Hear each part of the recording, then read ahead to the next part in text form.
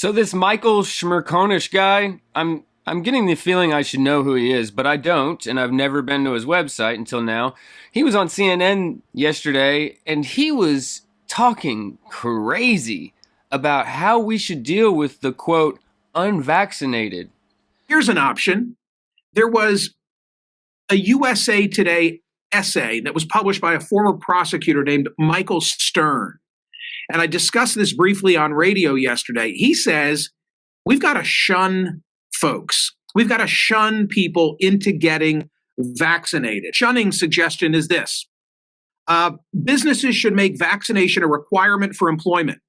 A COVID outbreak can shut down a business and be financially devastating, and failure to enforce basic health and safety measures is not fair to employees who have to work in offices, factories, and stores where close contact is required. Things should get personal too. People should require friends to be vaccinated to attend the barbecues and birthday parties they host. Friends don't let friends spread COVID. Friends don't let friends spread COVID. Yesterday's survey question at Smerconish.com asked whether it's time to shun. 7,241 people responded. What do you think the percentage was who said yes? How about 73%? Evidently, from what I'm being told, I should know who this Smerconish guy is, but I have no idea who he is. He references this USA Today article, and then he goes and he posts a poll to his own followers on his webpage, and he says, is it time to shun the unjabbed, right? And 73% of respondents said yes. So we're supposed to take away from that a majority of Americans wants to shun the unjabbed? That's ridiculous as it is. But let's take it a step further and let's go see what the rest of that article said. It's not just wacky former rockers who have herd immunity out of reach. It is white evangelicals, 45% say they won't get vaccinated. And it is Republicans, almost 50. In Texas, 61% of white Republicans say they are reluctant to get the jab or refuse it. You can slap the euphemism vaccine hesitancy on the problem, but in the end, the GOP and the children of God are perpetuating a virus that is sickening and killing people in droves. Wow. So when you notice over half of African Americans are vaccine hesitant, you guys go get Run DMC and make a cartoon hit rap song, right? I got the vaccine, you got the vaccine, they got the vaccine, we got the vaccine.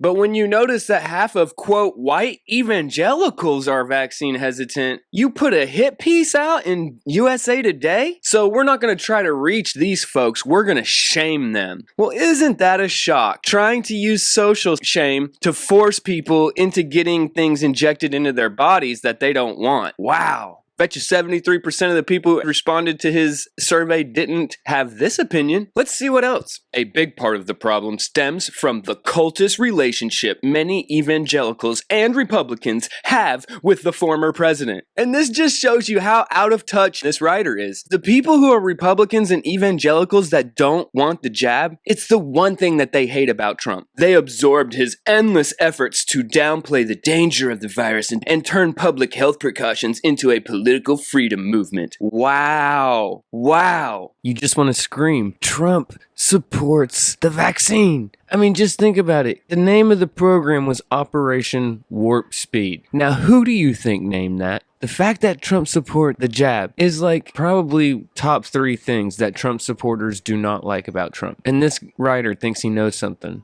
Got his pulse to the nation. But the time for analyzing why these human petri dishes have chosen to ignore the medical science that could save them and us is over. We need a different strategy. I propose shunning. Now, the one thing that you'll notice here is after naming the people he wants to dehumanize, and that would be white people and evangelicals, even though there's other ethnicities, other religious backgrounds, whole groups of other people that have higher and the same rates of vaccine hesitancy. I don't care how you divvy out the population. Even if you take a population of only people who have been previously vaccinated, only half of them will have had the jab because it's still an emergency use and they don't feel comfortable with it. And instead of trying to make people comfortable about it, you guys have resorted to attacking people for being white and evangelical and Republican? Oh, it's the dumb hicks again, preventing us from getting to herd immunity. I'm just too stupid to know what's good for me.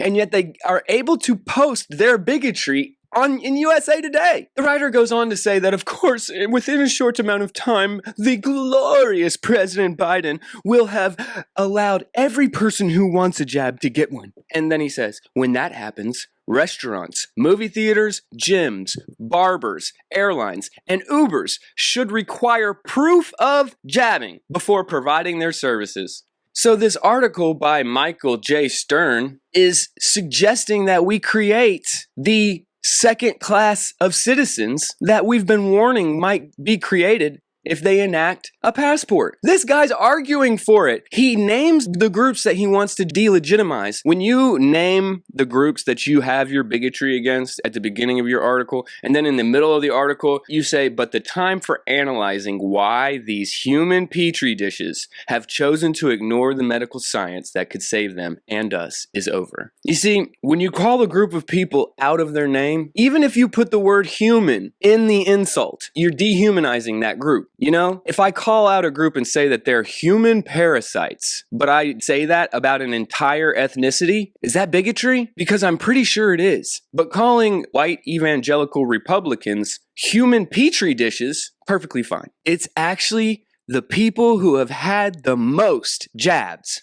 that are the ones refusing this, calling them human petri dishes, assuming that these people have no good hygiene and they haven't taken vaccines in the past and all the things that he's putting into that word. Human petri dish. They're not taking their basic medical care. And this kind of dehumanizing bigotry is put into USA Today because he's arguing the right side of the issue, and that's all that matters. I'm glad I don't have any idea who that Smerconish guy is. And guys, this is all about to get significantly worse because in case you haven't heard, Pfizer and BioNTech are applying for their permanent FDA approval. Because after the FDA gives this permanent approval, you'll start to see industries require that people get this before they go back to work. As of right now, they can't require it because it hasn't gotten approval outside of emergency use. After this is done, they will be.